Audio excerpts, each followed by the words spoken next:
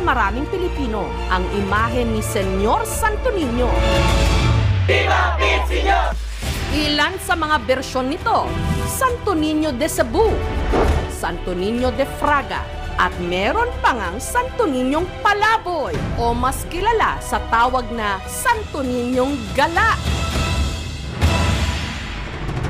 Pero sa dinami-rami ng mga imahe ni Santo Niño, may isa na kamakailan lang hindi inendorso ni Cebu Archbishop Jose Palma. This is a disclaimer. Wa ako ibinitahan ubad nga Senyor Santo Niño. Ang imahe ng Batang Jesus na nasa 1 pulgada lang ang sukat, may suot na korona at hawak na globo. Kita rin pati pribadong parte ng katawan nito. Wala itong saplo, kaya naman ang tawag dito, Santo Niñong Hubad.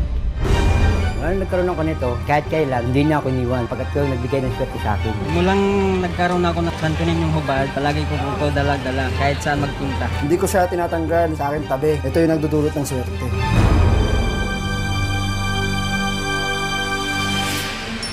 Pero bakit sa probinsya kung saan pa nila ipinagdiriwang